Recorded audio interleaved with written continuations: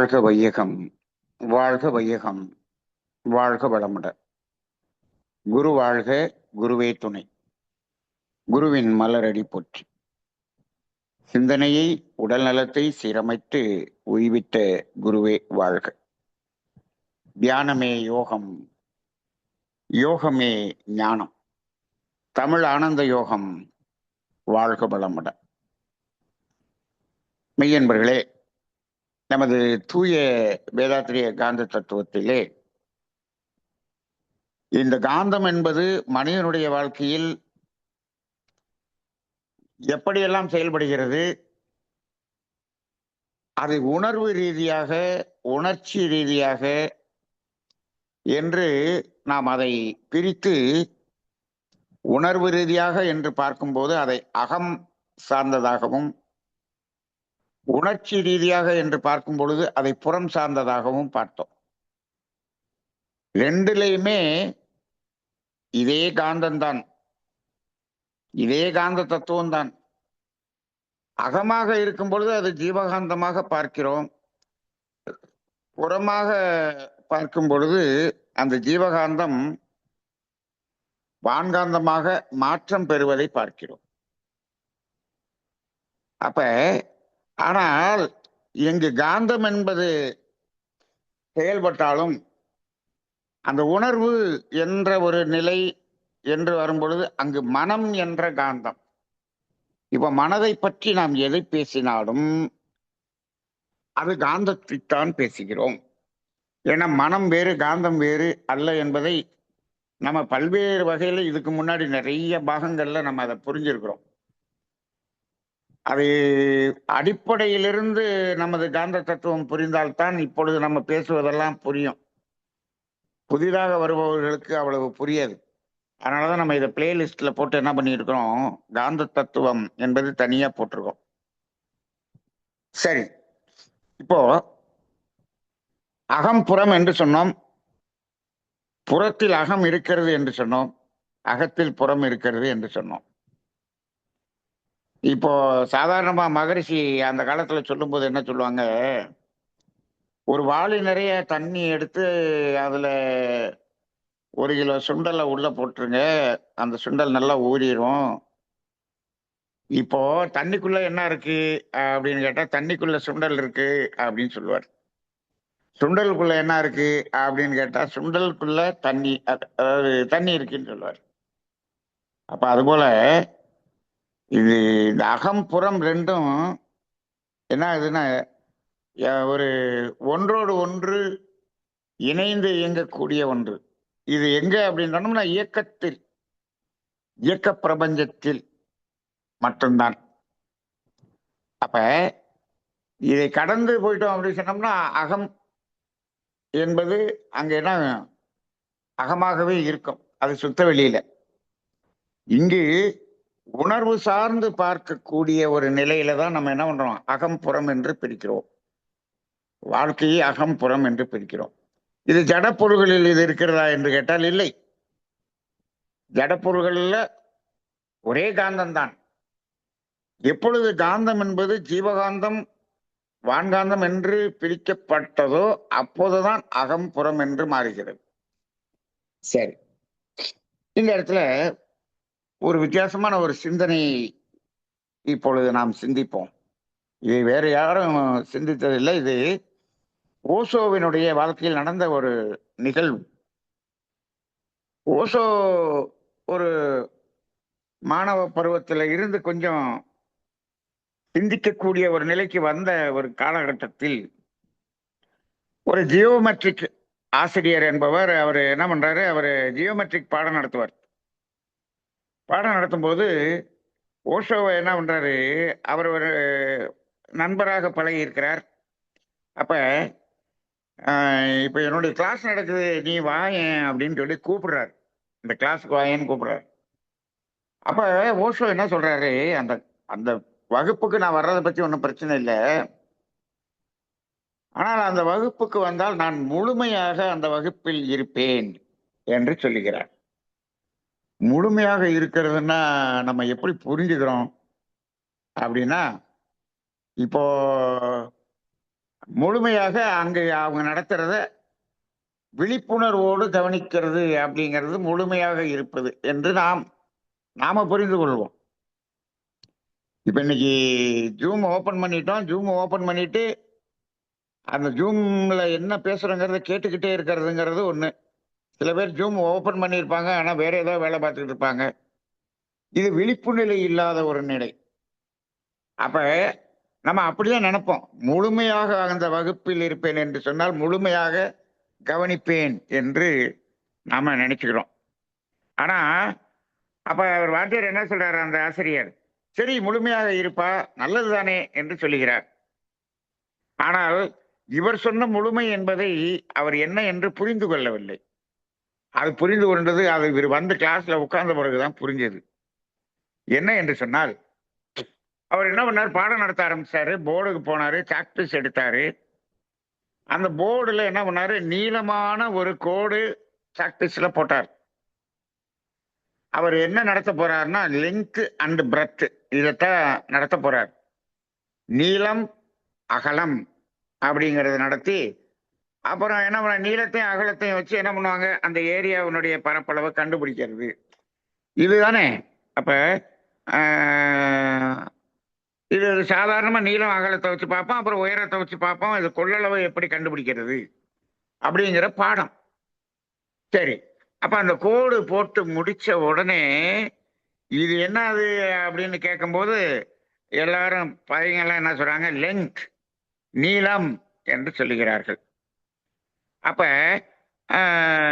அப்புறம் திருப்பி சின்ன கோடு ஒண்ணு போட்டாங்கன்னா அகலம்னு வரும் இல்லையா. இப்ப அடுத்து சின்ன கோடு போட போறாரு அந்த ஆசிரியர்.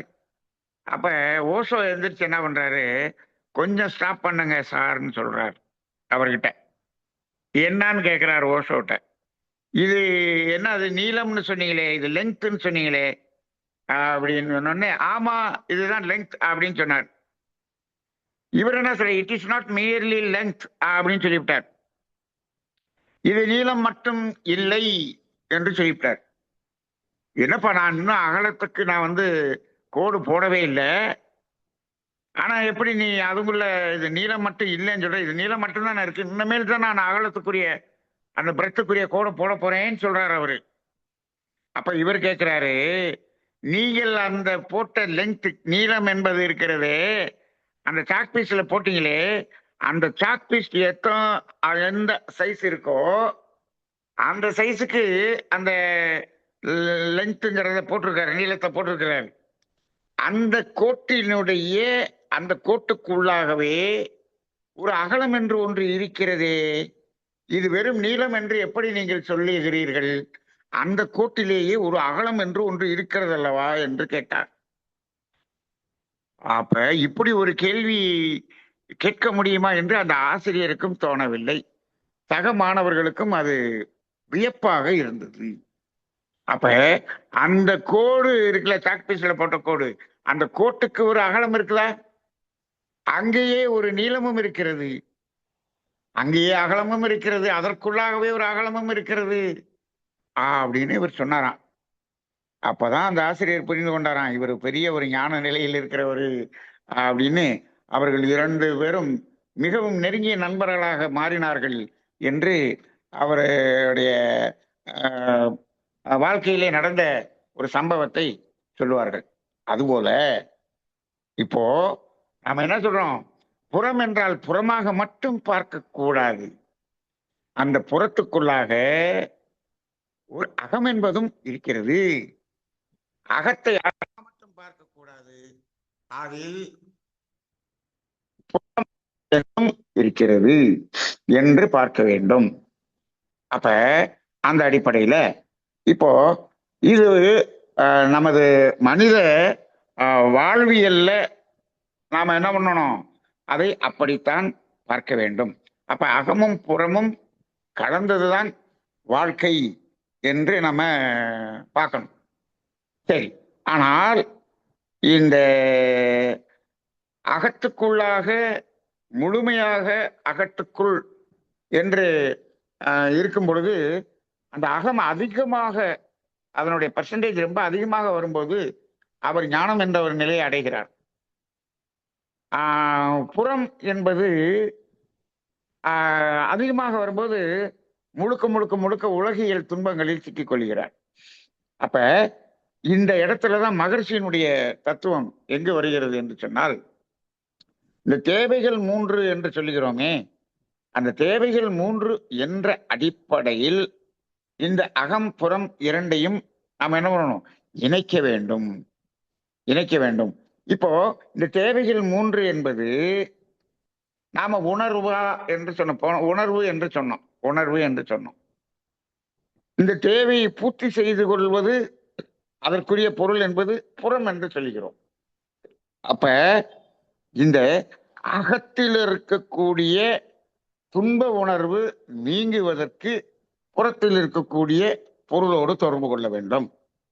அப்ப அந்த அகம் எப்பொழுது புறத்தோடு தொடர்பு கொள்ள வேண்டும், எந்த அளவுக்கு தொடர்பு கொள்ள வேண்டும், இந்த விழிப்பு நிலை வருவதுதான், இதை ஏற்படுத்துவதுதான் ஆன்மீகத்தினுடைய ஒரு அடிப்படையான தத்துவமாக இருக்கிறது.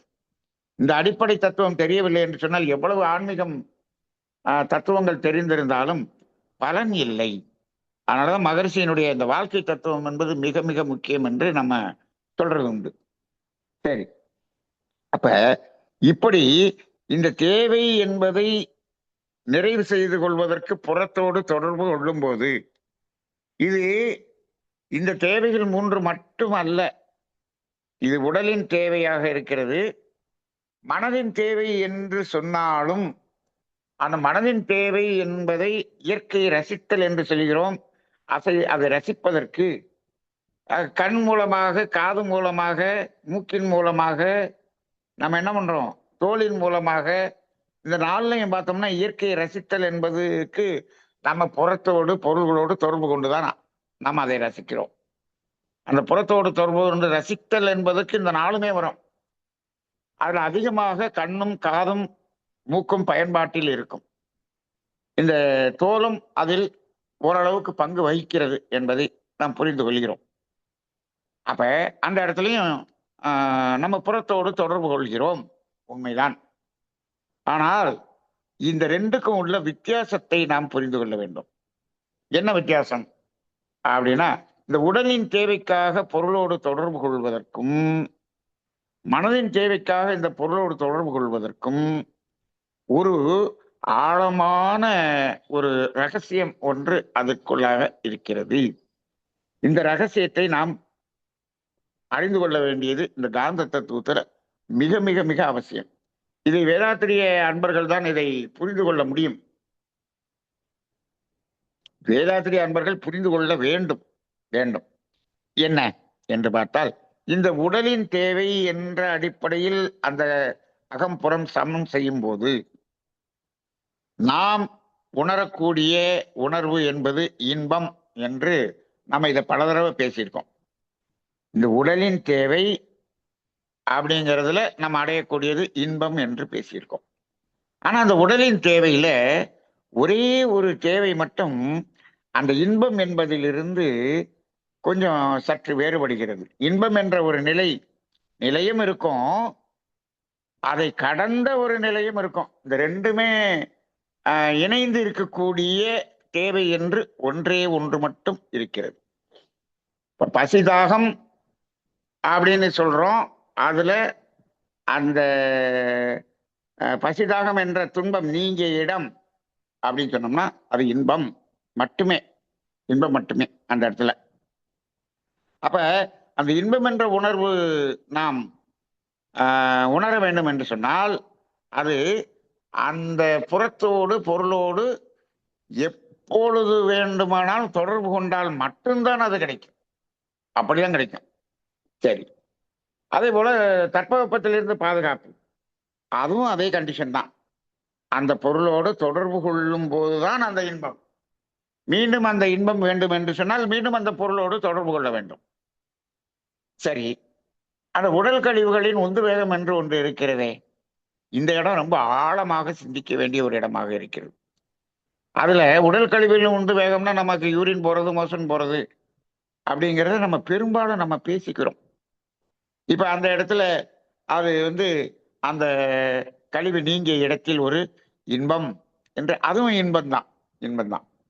ஆனால் அந்த உடல் கழிவுகளின் உந்து வேகம் என்பதில் பிந்துநாதம் என்பதும் உடல் கழிவு என்று மகரிஷி அவர்கள் அந்த தேவை என்பதை மூன்றாவது தேவையாக, அந்த அந்த மூன்றாவது தேவையில் ஒரு வித்தியாசமான ஒரு உயர்ந்த ஒரு தேவை என்பதை அங்கே வச்சிருக்கிறார். இதைத்தான் தாம்பத்தியம் என்று, பால் உறவு என்று நம்ம சொல்லுகிறோம். அதற்காகத்தான் திருமணம் என்று சொல்லுகிறோம். இதுல இப்போ இந்த புறத்தோடு தொடர்பு கொண்டு நாம் உணரக்கூடிய உணர்வு என்பது அந்த இன்பம் என்று எடுத்துக்கொள்ளலாமா என்று சொன்னால், இந்த தேவைகள் மூன்றும் இன்பம் என்ற உணர்வுக்காகத்தான் என்று பார்த்தோம் என்று சொன்னால், இந்த மற்றதெல்லாம் பொருளோடு தொடர்பு கொண்டது, இது நபரோடு தொடர்பு கொண்டது. இது அந்த ஆப்போசிட் ஜெண்டர் அதுல தொடர்பு கொள்ளக்கூடியதாக இருக்கிறது. நபரோடு தொடர்பு கொண்டு அங்கு பெறக்கூடிய உணர்வு என்பது இன்பம். அது எப்ப அப்படின்னா, அது அந்த இந்த உணர்வு ரீதியான துன்பம் என்று இருக்கும்போது அந்த உறவின் மூலமாக அந்த துன்பம் நீங்கிய இடம் இன்பம். சரி, அப்ப அது எப்படி பார்க்க வேண்டியிருக்க, அந்த இன்பம் மட்டும்தானா என்று இந்த இடத்தை பார்க்கும்போது இல்லை, இன்பத்தை கடந்து ஒரு உணர்வும் அதற்குள்ளாக ஒழிந்திருக்கிறது. இப்ப எப்படி இந்த நீளம் என்ற கோட்டுக்குள்ளாக அகலம் என்பதும் அதற்குள்ளாக இருக்குது அப்படின்னு சொன்னது போல, இந்த தேவை நிறைவு செய்யும் போது இன்பம் என்ற உணர்வு அப்படிங்கிறது ஒன்று இருந்தாலும், அந்த இன்பம் என்ற உணர்வை கடந்து ஒரு உச்சநிலை உணர்வாகிய ஆனந்தம் என்ற இறை உணர்வும் அதற்குள்ளாக அடங்கி இருக்கிறது. அப்ப ரெண்டும் கலந்து இருக்கக்கூடிய ஒரு உறவாக இருக்கிறது. இதுதான் பால் உறவு. அப்ப இந்த தேவைகள் மூன்றுல இந்த ஒரு தேவை என்பது ஒரு வித்தியாசமான தேவையாக நாம் பார்க்க வேண்டும். அப்ப இதுல அந்த அடுத்த நிலையில அந்த ஆனந்தம் என்ற உணர்வும் இருக்கிறது. அதனாலதான் சொல்லுவோம், அந்த தாம்பத்தியம் என்பதில் ஒரு ஒரு உச்சக்கட்ட ஒரு நிலையில் இறை உணர்வு என்பதை உணர முடியும் என்று ஓஷோ சொல்லுவார். இப்போ அப்படி உணர முடியும் என்று சொன்னால், அது அதை இறை உணர்வாக உணர்வது என்ற ஒரு நிலை வந்துவிட்டால், வந்த பிறகு அந்த உணர்வு அந்த நபரின் தொடர்பு இல்லாமலேயே அந்த உணர்வை நமக்குள்ளாகவே கற்பனையாகவே நாம் உணர முடியும். இந்த இடம் ரொம்ப ரொம்ப ரொம்ப சிந்திக்க வேண்டிய ஒரு இடம். கற்பனையாக, கற்பனையாக. இந்த கற்பனைங்கிற வார்த்தைய நீங்க நல்லா கொஞ்சம் சிந்திச்சு பாருங்க. இப்போ நாம ஒரு கடையில பிரியாணி சாப்பிட்ருக்கோம், சுவையான பிரியாணி ஒன்று சாப்பிட்ருக்கோம். இப்போ அந்த கடையில அதே போல பிரியாணி சாப்பிடுவது போல ஒரு கற்பனை செய்து அப்படியே அந்த இன்பம் என்ற உணர்வை நாம உணர முடியுமா என்றால் முடியாது, முடியாது. கற்பனையின் மூலமாக அந்த உணர்வை நாம் உணரவே முடியாது. பசி என்ற உணர்வு இருக்கிறது, அந்த சாப்பிடுவது போல் கற்பனை செய்து கொண்டால் அந்த பசி என்ற துன்பம் நீங்கி அந்த இன்பம் என்ற உணர்வு நமக்கு கிடைக்குமா? அப்படியெல்லாம் பார்த்தோம்னா, சாப்பிடுறது போல கற்பனை செய்து கொள்ளுங்கள், தாகம் தண்ணீர் குடிப்பது போல கற்பனை செய்து கொள்ளுங்கள், போர்வையை பொற்றி இருப்பது போல கற்பனை செய்து கொள்ளுங்கள், அப்படி போயிடலாமே. யூரின் போறது போல கற்பனை செய்து, எப்படி? இது எதுவுமே நடக்காது. கற்பனையின் மூலமாக அந்த உணர்வு பெற இயலாது, பெற இயலாது. ஆனால் இந்த உடல் கழிவுகளின் உந்துவேகம் என்ற அந்த பாலுறவு என்பதில் நாம என்ன சொல்றோம், அந்த இரண்டு உணர்வுகளையும் இங்கு நம்ம சொல்றோம். இன்பம் என்ற உணர்வு முதல் நிலையில், அதற்கப்புறம் ஆனந்தம் என்ற உணர்வு என்ற ஒன்று. அது அந்த உச்சகட்டமான ஒரு உணர்வு நிலையில் ஆனந்தம் என்ற உணர்வு. அந்த உணர்வு இறை உணர்வாக நாம் உணரும் போது அதுக்கப்புறம் நம்ம என்ன சொல்றாங்க, இந்த நேரடியாக இந்த உறவு தேவையில்லை என்று சொல்றாங்க.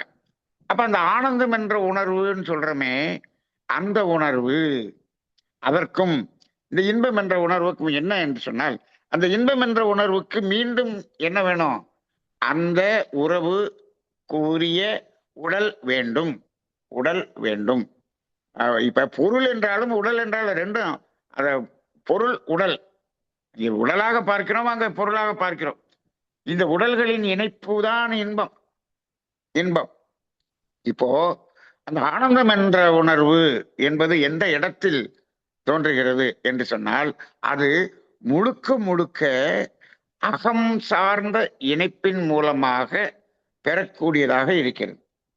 எப்ப அந்த விந்துநாதம் இணையும் சமயம், அந்த இணைப்பு என்பது அது உயிர்களின் இணைப்பு என்று சொல்லுகிறோம். அதுக்கு முதல்ல நடந்தது உடல்களின் இணைப்பு. இந்த உடல்களின் இணைப்பு என்ற ஒரு நிலையில் இருக்கக்கூடியது அது சாதாரணமாக நாம் இந்த தேவைகளை நிறைவேற்றும் போது அடையக்கூடிய இன்பம்.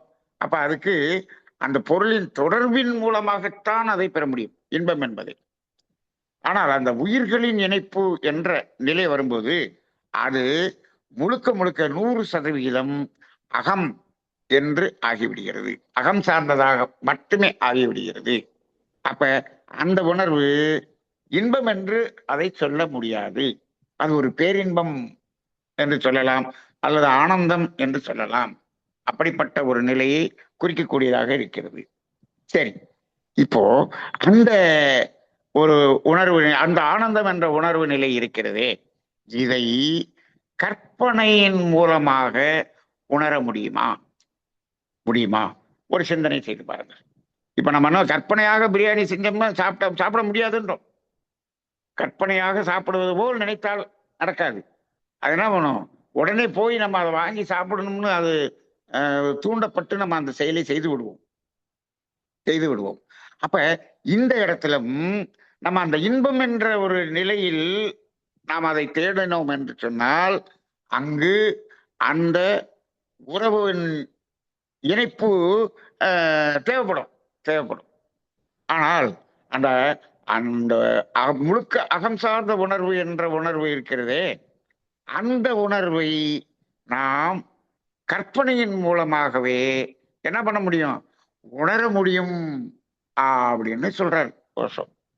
எப்படி இப்படி அப்படின்னு கேட்டா, அங்க என்ன அப்படின்னு சொன்னோம்னா, அதுல புறம் என்பதே இல்லை. புறம் என்பதே இல்லை. அது விந்துநாதம்ங்கிறது கூட புறம்தான். ஆனால் விந்துநாதம் என்ற இணைப்பு அப்படிங்கிற அந்த இணைப்புல கிடைக்கக்கூடிய அந்த உணர்வு கூட இன்பம்தான். விந்துநாதம் இணையும் பொழுது அது இன்பம்தான்.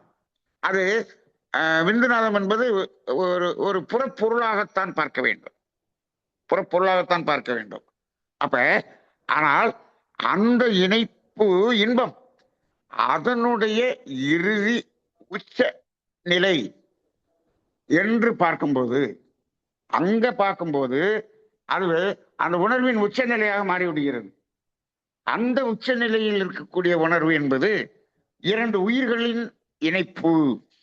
அப்ப இது எல்லாத்தையும் நம்ம எப்படி கணக்கீடு செய்வது? ரொம்ப ரொம்ப ரொம்ப ரொம்ப கஷ்டம். ஏன்னா விந்துநாதம் இணையும் போது நம்ம விழிப்பு நிலையிலே அந்த உணர்வுக்குள்ளாக நிற்கிறோமா அப்படிங்கிற அப்படி பார்த்தோம்னா அந்த இடத்துல அதை பிரித்து உணர வேண்டும். அதுக்கு அடுத்து அந்த 2 உயிர்களின் இணைப்பு இணையும் போது அந்த உணர்வை நாம் கவனித்து உணர்ந்தோம் என்று சொன்னால், அந்த உணர்வை நாம் என்ன பண்ண முடியும், கற்பனையாகவே நாம் அந்த உணர்வை நமக்குள்ளாகவே இந்த ஆண் பெண் இணைப்பு இல்லாமலேயே உணர முடியும் என்று சொல்லுகிறார். அப்ப அது எப்படி என்று சொன்னால், எப்படி முடியும் என்று சொன்னால், இங்கதான் நம்ம என்ன பண்ணணும், இந்த அகம் புறம்ங்கிறத நம்ம பார்க்கணும். இப்ப பாருங்க, இப்ப சாப்பிடுறதுக்குரிய பிரியாணி வெளியில தான் இருக்கு, தாகத்துக்கு தண்ணி வெளியில தான் இருக்கு, குளிருக்கு போறது வெளியில தான் இருக்கு, எல்லாமே வெளியில தான் இருக்கு. இப்போ இங்க இந்த நமக்குள்ளாக நமக்குள்ளாக நாம் ஆண் என்ற உடல், புற உடல் ஆணாக இருக்கிறோம் அல்லது பெண்ணாக இருக்கிறோம். ஆனால் முழுமையாக நாம் ஆணாக இருக்கிறோமா அப்படின்னா இல்ல. இது விஞ்ஞானமும் ஒத்துக்குது. எப்படி ஒத்துக்குது? ஒரு 60% ஆண், 40% பெண். இது ஒரு அப்ராக்சிமேட்டா சொல்றது. இதுல 70-30 கூட இருக்கலாம், 65-35 இருக்கலாம். அப்ப இந்த பெண்ணுக்குள்ளாகவும் இதே பர்சன்டேஜ் தான் இருக்கு. அப்ப ஆணுக்குள்ளாக பெண், பெண்ணுக்குள்ளாக ஆண் என்பது எல்லோரிடமும் இருக்கிறது. அப்ப எப்படி அகத்துக்குள்ளாக புறம், புறத்துக்குள்ளாக அகம் என்று சொல்கிறோமோ அதே போல ஆணுக்குள்ளாக பெண், பெண்ணுக்குள்ளாக ஆண் என்று இருக்கிறது. அப்ப இந்த ஒரு ஆண் அந்த அவனுக்குள்ளாக இருக்கக்கூடிய அந்த பெண் என்ற ஒரு இணைப்பில் இணையும் போது, இணைப்பு செய்து கற்பனையாகவே, எப்படி ஒரு பெண்ணினுடைய உடல் என்ற தொடர்பு இல்லாமல் அவனுக்குள்ளாகவே எதை உணர முடியும்? அந்த உச்சகட்டமான அந்த ஆனந்தம் என்ற உணர்வு நிலையை உணர முடியும் என்று சொல்கிறார். இந்த உணர்வு நிலையை, உச்சகட்ட உணர்வு நிலையை உணர்வதுதான் ஆன்மீகம். இப்ப குண்டலினி ஆற்றலை உச்சிக்கு மேல கொண்டு வரணும்னு சொல்றோம், மேல கொண்டு வரணும்னு சொல்றோம். மேல கொண்டு வர்றது அப்படிங்கிறது அந்த அளவுக்கு வரும் பொழுது அங்க என்ன ஆகுதுன்னா, இந்த உணர்வுகள் நமக்குள்ளாகவே அந்த உயிரின் இணைப்பில் கிடைத்த உணர்வை நமக்குள்ளாக உணர்த்தக்கூடியதாக அமைகிறது என்று சொல்றாங்க. அப்ப இது கற்பனையாகவே அதை நாம் நமக்குள்ளாகவே நிகழ்த்த முடியும். அந்த நிலைக்கு உயர்ந்தவர்கள் தான் ஞானியர்கள், ஞானியர்கள் என்று சொல்கிறோம். இது சாதாரணமாக எல்லோருக்கும் சாத்தியமா என்று கேட்டால் எல்லோருக்கும் சாத்தியம்தான். எப்படி ஞானம் என்பது எல்லோருக்கும் சாத்தியம். எப்படி இவருக்குத்தான் ஞானம், மற்றவங்களுக்கெல்லாம் ஞானம் இல்லைன்னு சொல்ல முடியுமா? அப்படியெல்லாம் இல்லை, எல்லோருக்கும் சாத்தியம். மகர்ஷி அவர்கள் சொல்வார்கள், உடம்புல உயிர் இருக்கணும், அவ்வளவுதான். உடலும் உயிரும் இணைந்து இருந்தால் போதும், இந்த யோகம் சாத்தியம் என்று சொல்வார்கள். அப்ப எல்லோருக்கும் சாத்தியம்தான். ஆனால் நாம் ஏன் சாத்தியமாக முடியவில்லை என்று சொன்னால், நாம என்ன பண்ணிட்டோம்னா, இந்த தேவையை மீறிய பொருள் தொடர்பு என்று வைத்திருக்கிறோம் அல்லவா, அது இந்த சாத்தியக்கூறுகளுக்கு தடையாக நம்மை பெரிய ஒரு இடைவெளியில் நம்மை கொண்டு நிறுத்தி விடுகிறது. அங்குதான் அந்த ஒரு இடைவெளி வந்துருது. அப்ப இதுக்காகத்தான் மகரிஷி என்ன பண்றாரு, இந்த இடைவெளியை குறைக்க குறைக்க குறைக்க, இந்த இடைவெளியை குறைப்பதுதான் ஆன்மீகம். ஆன்மீகம் ஆன்மீகம் என்பதில் நாம் ஒரு நல்ல வளர்ச்சி நிலையை அடைகிறோம் என்று சொன்னால், எது அடையாளம் என்று சொன்னால், இந்த தேவைக்கு மேல் இருக்கக்கூடிய அந்த புறம் என்ற பொருள் உறவு இருக்கல்லவா, அந்த அந்த உறவினுடைய அந்த அளவு எந்த அளவு குறைகிறதோ அந்த அளவு ஆன்மீகத்தில் உயர்வு என்று சொல்கிறோம். அதுதான் உறவு, அதுதான் உயர்வு. அப்ப கோடி கோடியாக, ஆயிரக்கணக்கில் கோடி கோடியாக வைத்துக்கொண்டு ஆசிரமம் கட்டி இருக்கிறதெல்லாம் ஆன்மீகம்னு சொன்னோம்னா இல்ல. நீங்க நம்ம நாட்டுல வாழ்ந்த உண்மையான ஞானிகள் அவர்களெல்லாம் பார்த்தோம்னா கோடிக்கணக்கான பொருள் நிலையிலிருந்து எல்லாத்திலிருந்தும் விலகி வெளியே வந்து அதிலிருந்து தேவையின் அளவில் நின்று கொண்டு அதற்குள்ளாக நின்றவர்கள் தான் ஞானியர்களாக இருந்தார்கள். இப்பொழுதெல்லாம் அது பெரிய பெரிய கட்டடங்களை கட்டி அங்க உட்கார்ந்து இருக்கிறது, அது இல்லவே இல்லை. தேவையிலிருந்து தேவை அளவில் நிறுத்தி அந்த தேவையை மீறுதல் என்பதிலிருந்து விலகுதல் என்பதுதான் ஞானம். அப்ப அதுக்காகத்தான் மகரிஷி என்ன சொன்னாரு, அழகா கொடுத்துட்டாரு. அவர் கொடுத்திருந்த பாடத்திட்டம் சரிதான். ஆனால் அதை எடுத்துச் செல்லக்கூடிய நிர்வாகம் அந்த டோட்டலி அதுக்கு அகைன்ஸ்டாக, எதிர்மறையாக அதை எடுத்துக்கொண்டு சென்று கொண்டிருக்கிறது என்பதுதான் இப்பொழுது வேதனைக்குரிய விஷயமாக இருக்கிறது. முழுக்க முழுக்க முழுக்க அகத்தாய்வு என்பது முழுவதும் நீங்க நல்லா சிந்திச்சு பாருங்க. வாழ்க்கை தத்துவத்தில் தேவைகள் 3 சொன்னதுக்கு பின்னாடி அவர் கொடுத்திருக்கக்கூடிய அகத்தாய்வு முழுவதும் பாருங்க என்னவாக இருக்கிறது. அந்த பொருள் நிலையிலிருந்து வெளியே வர்றதுதான் ஆசை சீரமைத்தல்னு இருக்கு. சிறந்த விருத்தல் என்ன, இது செய்யாம அது முடியாது. கவலை ஒழித்தல், ஆசை சீரமைக்காம அது ரெண்டும் முடியாது. அப்ப இந்த நிலைக்கு வருவதுதான் அப்படிங்கிறது தான் இருக்கு. அப்ப அந்த நிலைக்கு வந்து இருக்கக்கூடிய ஒரு நிலை வரும் பொழுது இப்போ நமக்குள்ளாகவே கற்பனையின் மூலமாகவே அந்த உணர்வை உணர்வது என்பது சாத்தியம். இப்ப நம்ம சாதாரணமா எடுத்துக்குவோம். இப்ப பாருங்க, ரசித்தல் என்று ஒன்று சொல்றோம். ரசித்தல் என்று சொல்கிறோம். நம்மோட என்ன ரசித்தல் என்பதற்கு ஒரு நிலையில் நாம் அடையக்கூடிய உணர்வு என்பதற்கு நம்ம என்ன பேர் சொல்லியிருக்கிறோம் அப்படின்னு சொன்னா மகிழ்ச்சின்னு சொல்லியிருக்கோம். முதல்ல இன்பம்னு சொன்னோம். ரசித்தல் என்று சொல்லும்போது அதை மகிழ்ச்சி என்று சொல்லியிருக்கிறோம். இப்போ ஒரு இயற்கையை ரசித்தோம், ஒரு மகிழ்ச்சியான உணர்வு இருக்கிறது. இப்போ அந்த இயற்கை என்ற அந்த ரசித்தலினுடைய அனுபவ பதிவு நம்மிடம் இருக்கிறது அல்லவா? இருக்கிறது. இப்போ அந்த அனுபவ பதிவை எண்ணமாக, எண்ணுதல் என்ற வகையில் நாம எண்ணி, தானாக வரும்போது அது எண்ணம், நாம எண்ணும் போது அது எண்ணுதல். அப்படி எண்ணி அந்த அதே ஒரு மகிழ்ச்சி உணர்வை நாம் உணர முடியுமா என்று கேட்டால் முடியும். சாத்தியம்தான். அப்ப அந்த ரசித்தல் என்பதை அப்படியே கண்ணை மூடி அந்த அனுபவத்தை கற்பனையாக நினைக்கும் பொழுது அதே மாதிரியான ஒரு மகிழ்ச்சியான உணர்வு நமக்குள்ளாகவே வருகிறது அல்லவா? வருகிறது. எப்படி இது மட்டும் வருகிறது? பிரியாணி சாப்பிட்றப்ப மட்டும் அதுல கிடைக்கலையே, அது திரும்பவும் சாப்பிட்டாதானே கிடைக்குது. அங்கதான் நம்ம உணர வேண்டி இருக்கிறது. எது முழுமையான அகம், எது புறத்தோடு இணைந்த அகம் என்று நாம் பிரித்து பார்க்க வேண்டியதாக இருக்கிறது. அப்ப இந்த மகிழ்ச்சி என்ற உணர்வு கற்பனையாகவே நம்ம என்ன பண்ணலாம், நாம உணர முடியும். அப்ப இருந்தாலும் நம்ம என்ன பண்றோம், மீண்டும் அதே இடத்துக்கு போகணும்னு நினைக்கிறோம். திரும்பவும் ரசிக்கணும்னு நினைக்கிறோம்.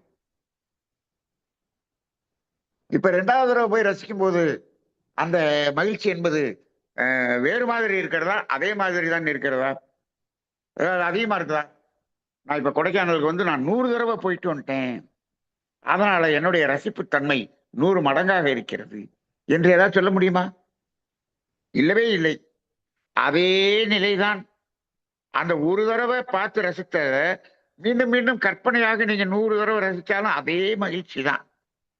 எப்படி இது வந்து கற்பனை செய்யும் போதே அந்த உணர்வு நமக்கு கிடைக்கிறது என்று சொன்னால் அது எதனோடு தொடர்பு கொள்கிறது? இது புறத்தோடு தொடர்பு கொண்டதுதான்.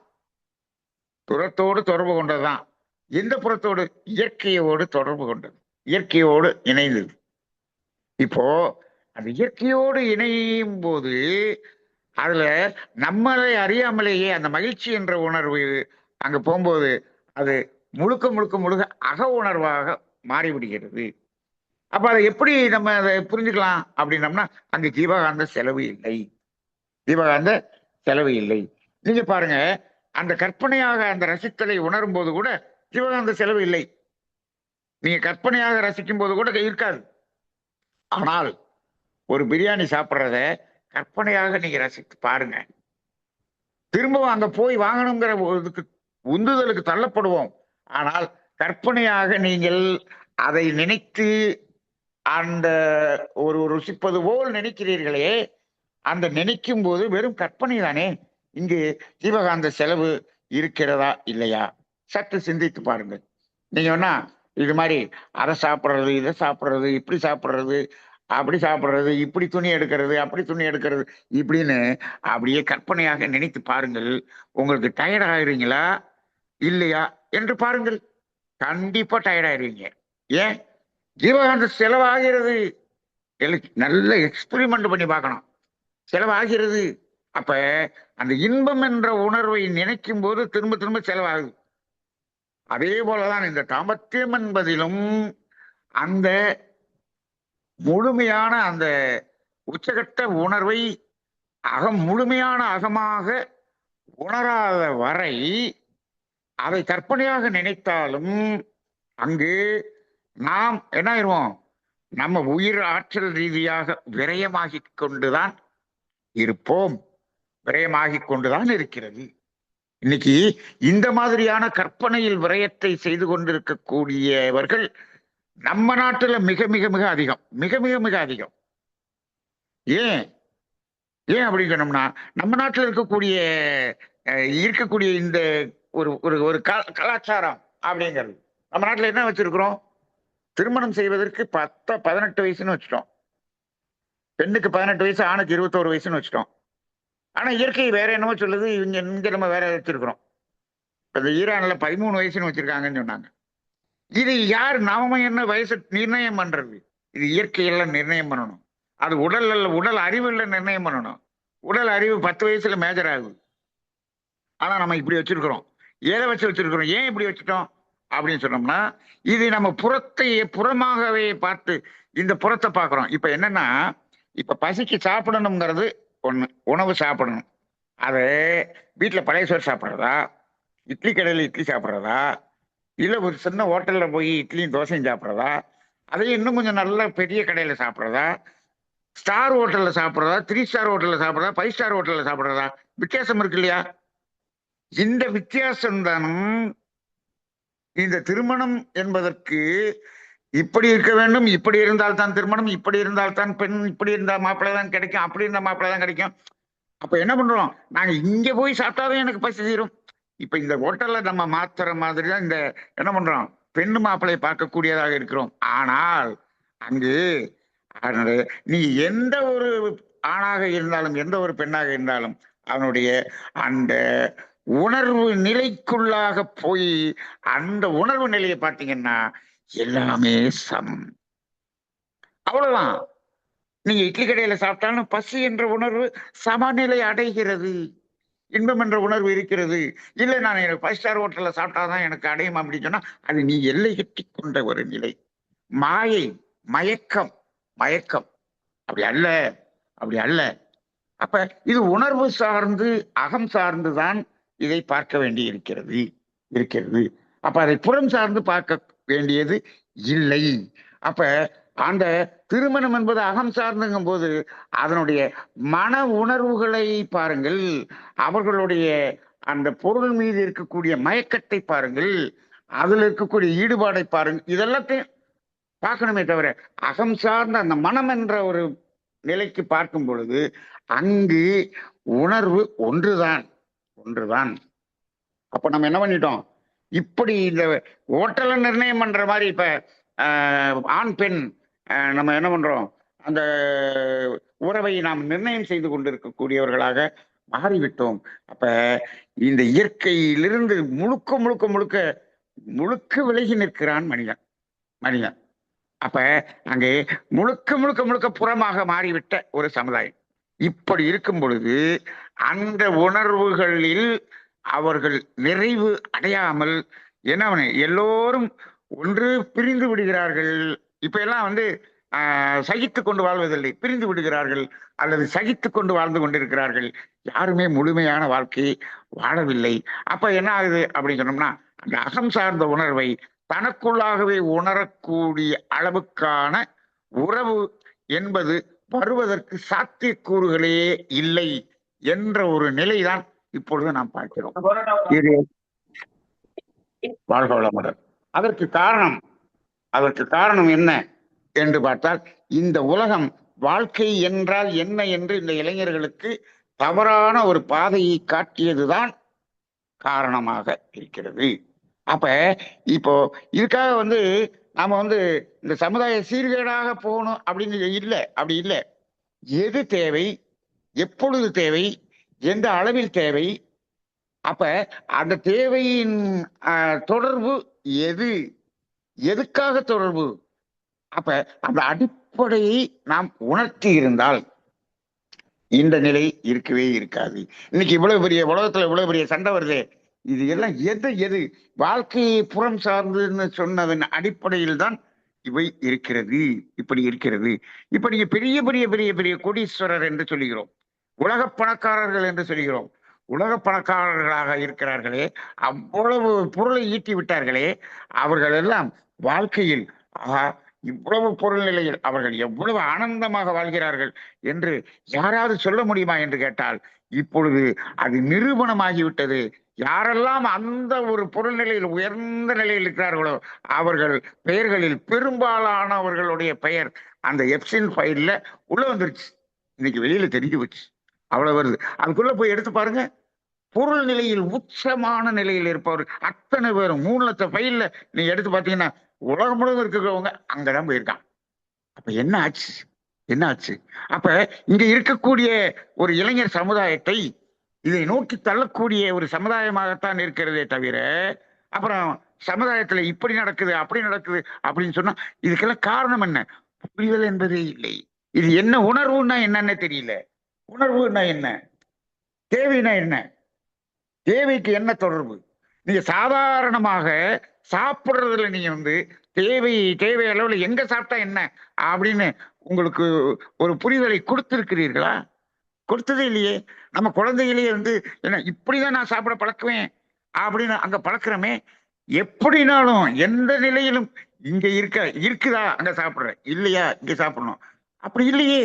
இன்னைக்கு கேஸ் கிடைக்கல அப்படின்னு சொன்ன வாழ்க்கையே போச்சு அப்படிங்க. இப்போ கேஸ் இல்லாம மனுஷங்க உயிர் வாழ்ந்ததே இல்லையோ, உயிர் வாழ்ந்ததே இல்லையோ. பெட்ரோல் இல்லாம உயிர் வாழ்ந்ததே இல்லையோ. அப்ப என்ன ஆகுது, என்ன ஆகுது? இப்ப இயற்கை என்ன பண்ணுது? உங்களுடைய வாழ்க்கையை எங்கேயோ கொண்டு போய் போட்டுட்டீங்கப்பா, இங்க கொஞ்சம் லேசா அப்படி லேசா அதை பிடிங்கி பாக்குறேன், என்ன சொல்றீங்கன்னு பார்ப்போம். உடனே அவங்க சரியில்லை, இந்த கவர்மெண்ட் சரியில்லை, அந்த கவர்மெண்ட் சரியில்லை, அது தெரியல, இது தெரியல, கேஸ் வரல, நாங்கள் உயிர் வாழவே முடியாது.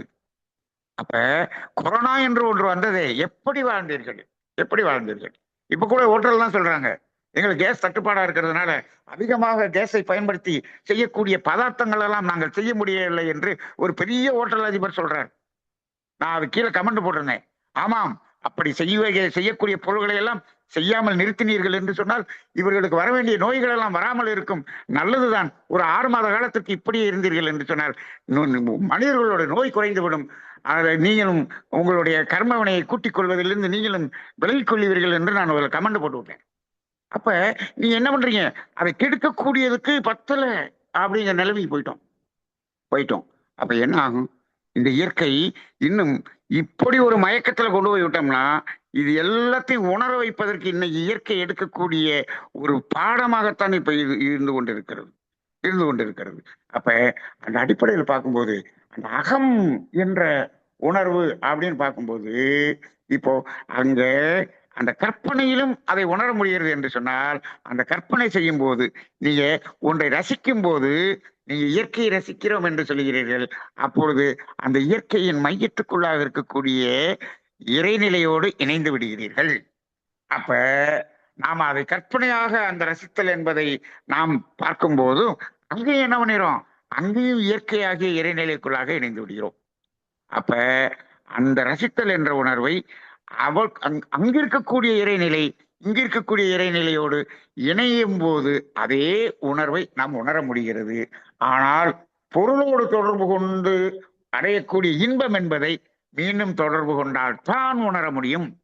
அப்ப இப்போ இதுல வாங்க, இப்ப பால் உறவு என்பதுக்கு வாங்க. பால் உறவு என்பதில் 2 உடல்களின் இணைப்பின் மூலமாக கிடைக்கக்கூடிய அந்த இடம் என்பது அது ஒரு தேவையின் அடிப்படையில் வரக்கூடிய இன்பம் என்பதை உணரக்கூடியதுதான். ஆனால் அதனுடைய உச்சகட்ட உணர்வு என்பது முழுக்க முழுக்க அகம் சார்ந்தது. அதை கற்பனையாகவே நாம் உணர முடியும் என்று சொல்லும் பொழுது ஒரு ஆணுக்குள்ளாக இருக்கக்கூடிய பெண் தன்மைக்குள்ளாக இங்கேயே அந்த இணைப்பு நடந்து விடுகிறது. இங்கேயும் உணர முடியும். பெண்ணுக்குள்ளாக இருக்கக்கூடிய ஆண் தன்மை இணைப்பு நடைபெறுகிறது, அங்கேயும் உணர முடியும். அப்படி அந்த உச்சகட்ட உணர்வை உணரக்கூடிய அளவுக்கு நாம் பக்குவப்பட்டு விட்டால் அதற்கு முன் இருக்கக்கூடிய அந்த உடல்களின் இணைப்பாக வரக்கூடிய அந்த இன்பம் என்ற உணர்வு அங்கு என்ன ஆகாது, தேவைப்படாது. ஏன் தேவைப்படாது என்று சொன்னால், இந்த ஆனந்தம் என்ற உணர்வுக்குள் அந்த இன்பம் என்ற உணர்வு நெக்லிஜிபிள்.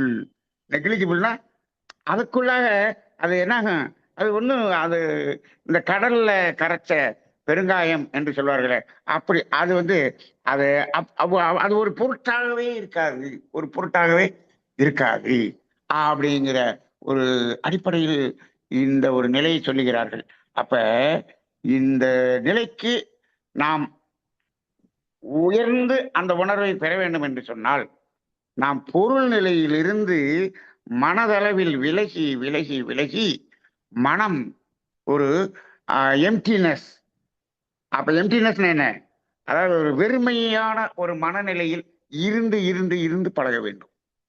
அப்ப இப்போ நாம என்ன செய்ய வேண்டி இருக்கிறது இப்போ அப்படின்னு சொன்னோம்னா, இப்போ பொருள் நிலையை உடனே தூக்கி எறிகிறோமோ இல்லையோ, மேலும் பெருக்கிக் கொள்ளாமல் முதலில் நிறுத்துங்கள். இருப்பது இருக்கட்டும், இருப்பது இருக்கட்டும். ஆனால் மனதை அவ்வப்போது வெறுமையாக்கி வெறுமையாக்கி பழகுங்கள். மனதை வெறுமையாக்கி என்று சொன்னால், மனதை ஒரு எம்டினஸ் கொண்டு வந்து பழக்குங்க. அந்த எம்டினஸ் கொண்டு வந்து பழக்குவதற்கு ஓஷோ கிட்டத்தட்ட ஒரு 112 டெக்னிக்ஸ் கொடுத்திருக்கிறார். அப்ப அந்த டெக்னிக் மூலமாக ஒரு எம்டினஸ்க்கு அப்படி எம்டியாக இருந்து இருந்து பழகுவது, சும்மா இருந்து பழகுவது, மனதை எம்டியாக இருந்து பழகுவது, எண்ணங்கட்ட நிலையில் இருந்து பழகுவது, இந்த நிலை அடைவதற்காகத்தான் தியானம் என்று சொன்னார்கள். ஆனால் அந்த தியானத்தை பயிற்சியாகவே செய்து அந்த நிலை அடையாமலேயே 30 வருடம் 40 வருடம் அந்த தவத்தை செய்து கொண்டிருக்கிறோம். ஆனால் எம்டினஸ் வரல அப்படின்னு சொல்லக்கூடிய மனவள கலைஞர்கள் நிறைய பேர் இருக்கிறாங்க, நிறைய பேர் இருக்கிறாங்க. அப்ப அப்படி எம்டினஸ் வந்து வந்து வந்து பழகிட்டோம்னா அப்படின்னு சொன்னோம்னா, நமக்குள்ளாக எம்டினஸ் அங்க அதிகமாகும் போது, அந்த நேரம் அதிகமாகும் போது, இந்த பொருள்கள் இருந்தாலும் அதில் ஒரு ஒரு பற்றுதல் இல்லாத ஒரு டிட்டாச்சு அட்டாச்மெண்ட் என்பது நமக்குள்ளாக வரும். அந்த நிலை வந்து வந்து வந்து எப்பொழுது அந்த ஆண் பெண் உறவின் போது இருவருக்கும் அந்த டிட்டாச்சு ஒரு மனநிலை கிடைக்கிறதோ, அன்று அவர்கள் அந்த உணர்வை முழுமையான அக உணர்வாக உணர்வார்கள். அதன் பின் அவர்களுக்குள்ளாகவே உணர்ந்து கொள்ளக்கூடிய ஒரு நிலை வரும். அப்ப எந்த அளவுக்கு எளிமையாக இருக்கிறது இந்த இயற்கையினுடைய உணர்வு, அகம் ரீதியான உணர்வுகள். இதுக்குத்தான் நாம நான் சொல்றோம், ஒரு சொல்லுவாங்க இல்லையா, இதற்குத்தான் ஆசைப்பட்டாயா பாலகுமாரா, இதுக்குத்தான் ஆசைப்பட்டு ஆசைப்பட்டு இப்ப அவன் என்ன பண்றான், வெளியில போய் கோடி கோடியாக சேர்த்து எப்சின் ஃபைல்ல போய் ஜெயிலுக்கு போற நிலைமையில போய் நிக்கிறான். எவ்வளவு கொடூரமான செயல்களை செய்கிறான். ஆனால் அங்க அந்த உணர்வு கிடைக்கவே கிடைக்காது. எத்தனை போய் எந்த தீவுல போய் என்ன இருந்தாலும் அது வரப்போறது இல்லை. ஆனால் அது எப்போ வரும் அப்படின்னு சொன்னோம்னா, அந்த எம்டி மைண்ட், அந்த எம்டி மைண்ட் அப்படிங்கிற ஒரு வெறுமையான மனநிலையில் இருக்கக்கூடிய அந்த ஒரு ஆண் பெண் இணைப்பில் தான் இந்த உணர்வு நிலையை பெற முடியும். அந்த உணர்வு நிலையை பெற்ற நிலை வரும் பொழுது தனக்குள்ளாகவே கற்பனையாகவே அந்த ஆனந்தம் என்ற உணர்வு நிலையை எப்பொழுதும் உணர முடியும். அப்ப இன்னைக்கு ஒரு தடவை நீங்க ஒரு பெரிய அருவியை பார்த்து விட்டீர்கள் என்று சொன்ன, இப்ப நயகராவை ஒரு தடவை பார்த்துட்டீங்க, சாகும் முறை அந்த எண்ணம், அந்த நயகராவுடைய அந்த அழகை நீங்கள் கற்பனையாக ரசித்துக் கொண்டே இருக்க முடியும் அல்லவா? அதே போலதான் இந்த ஒரே ஒரு உணர்வை ஒரு முறை உணர்ந்து கொண்டால் வாழ்நாள் முழுவதும் அது நம்மளாக உணர்வாகவே இருக்க முடியும் என்ற ஒரு உச்சகட்டமான ஒரு ரகசியத்தை, இது வெளியில் பேசப்படாத ரகசியம், அகம் புறம் என்ற ஒரு நிலையில் இது வெளியில் பேசப்படாத ரகசியம். அது பேசாமல் விட்டதுதான் இந்த சமுதாய சீர்கேடு என்று நான் கருதுகிறேன். இந்த சமுதாய சீர்கேடுக்கு காரணம் இதை முழுமையாக விளக்காதது. அப்ப ஒண்ணு அதை பற்றி தெரியாம வச்சிருங்க, பக்தியில போய் பக்தியிலேயே வச்சிருந்து இதை பற்றி தெரியாம வச்சிருங்க. ஆனா அப்படி தெரியாம வச்சிருக்கணும்னா, இன்னைக்கு இருக்கக்கூடிய மீடியாக்கள், அந்த டிவி படம் எடுக்கிறவங்க எல்லா பத்தியும் என்ன பண்ணணும், எல்லாத்தையும் ஒண்ணு புடிங்கிடணும், எல்லாத்தையும் தூக்கில போட்டு அவங்கள எல்லாத்தையும் இல்லாம பண்ணிடணும். அப்பதான் முடியும். முழுக்க முழுக்க முழுக்க இதை அறகுறையாக இதை காட்டுபவர்கள் எல்லாம் பிரம்மாண்டமாக சம்பாதித்துக் கொண்டிருக்கிறார்கள், காட்டிக் கொண்டிருக்கிறார்கள். அவர்கள் தான் இந்த சமுதாயத்தை கெடுக்கக்கூடியவர்களாக இருக்கிறார்கள். ஆனால் இதை பற்றி உண்மையை சொல்பவர்கள் இவர்கள் அது சமுதாயத்திலிருந்து ஒரு வேறு மாதிரி இவர்கள் எல்லாம் சமுதாயத்தை கெடுப்பவர்கள் என்று இவர்கள் சொல்லப்படுகிறார்கள். உண்மையிலேயே சமுதாயத்தை கெடுப்பவர்கள் யார்? இதை பற்றி அறகுறையாக இந்த சமுதாயத்துக்கு கொடுப்பவர்கள் தான் சமுதாயத்தை கெடுப்பவர்களாக இருக்கிறார்கள். அவர்களுக்குத்தான் இன்றைக்கு மரியாதை. அவர்களுக்கு நம்ம ஓட்டு போட்டு அவங்களெல்லாம் முதலமைச்சராக்கக்கூடிய அளவுக்கு அந்த அளவுக்கு எல்லாம் நம்ம துணிந்து விட்டோம். அந்த அளவுக்கு வந்து விட்டோம். எது சமுதாயத்தை கெடுத்தவர்களெல்லாம் இன்று பெரிய நிலையில் வரக்கூடிய அளவுக்கு மக்களே சென்று விட்டார்கள். அப்போ நம்மளுடைய மக்கள் எப்படி இருப்பார்கள்? நம்மளுடைய சந்ததி எப்படி இருக்கும்? நம்மளாலதான் நம்மளுடைய சந்ததி சீர்கேடுகிறது ஆகிறது என்பதை உணர வேண்டிய ஒரு காலமாக இருக்கிறது. ஆக அந்த அகம்புறம்ங்கிறதுல இவ்வளவு பெரிய ரகசியம் ஒளிந்திருக்கிறது. அதனால அந்த நீலம் என்ற கோடு மட்டுமல்ல, அதற்குள்ளாகவே அந்த கோட்டுக்குள்ளாகவே ஒரு அகலம் இருக்கிறது என்பதை உணர்ந்து பார்க்கும் பொழுது மகரிஷியினுடைய இறை தத்துவம் இதுக்குள்ளாக எவ்வளவு ஆழமாக இருக்கிறது என்பதை சிந்தனை செய்து பாருங்கள். அடுத்த பகுதியில் நாம் வேறொரு சிந்தனையில் சிந்திப்போம். வாழ்க வளமுடன்.